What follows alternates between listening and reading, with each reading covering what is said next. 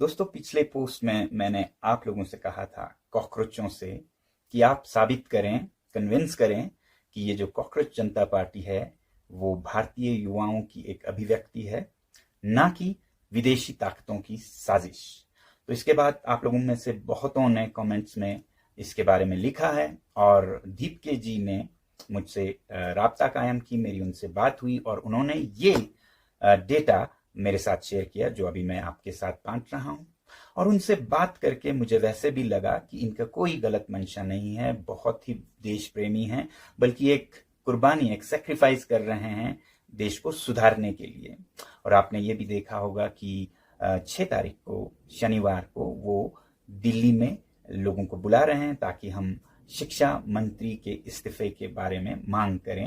अब उनका और आप लोगों का कारण तो नीट के पेपर्स या CUET और CBSE के इम्तिहान हो सकते हैं, मगर मेरे लिए ये और भी बड़ा मुद्दा है।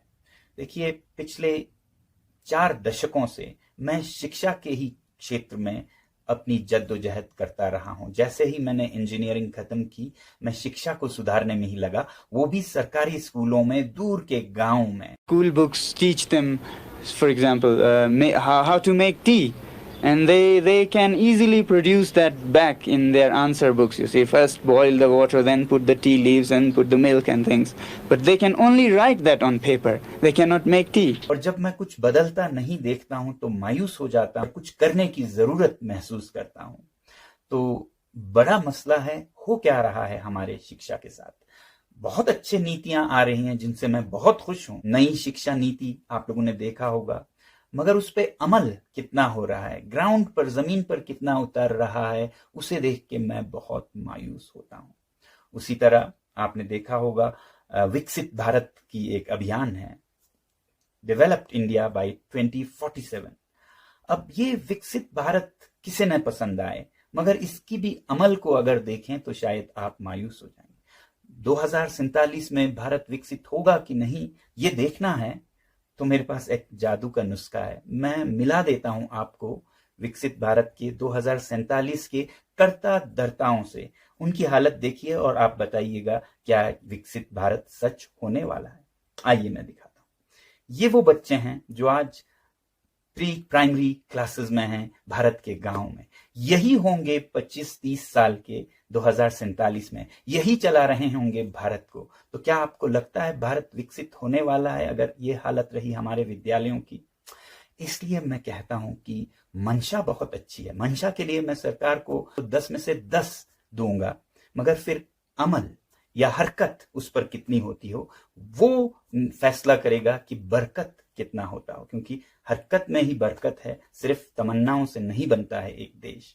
तो इसलिए अगर आप देखें पिछले 3 या 4 शिक्षा मंत्रियों को, गूगल कीजिए, देखिए कौन आए, उन्होंने क्या कमाल किया, तो उसे देखकर मुझे नहीं लगता कि विकसित भारत होने वाला है। तो मैं तो इन वजूहात, इन कारणों के लिए शिक्षा मंत्री जी का इस्तीफा चाहता हूं। आपकी बात सही है, नीट के पेपर लीक हुए बहुत बड़ी बात है, इतने लाखों विद्यार्थियों के जिंदगी के साथ खिलवाड़ है, मगर आगे क्या होने वाला है वो सवाल ज्यादा बड़ा है। तो इन सब को सुधारने के लिए मैं आग्रह करूंगा प्रधानमंत्री जी से कि किसी भी स्वाभिमानी देश में, लोकतंत्र में, कोई भी स्वाभिमानी शिक्षा मंत्री ऐसी बात हो, पेपर्स लीक हो और कुछ चल ना रहा हो, तो वो इस्तीफा देंगे, रेजिग्नेशन देंगे।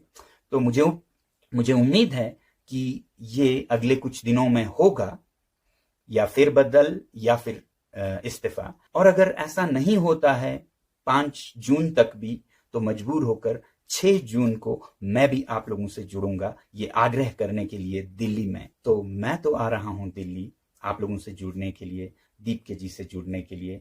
आप भी बताइएगा क्या आप आ रहे हैं। साथियों, मेरा एक नारा रहा है, if not now when, if not us who.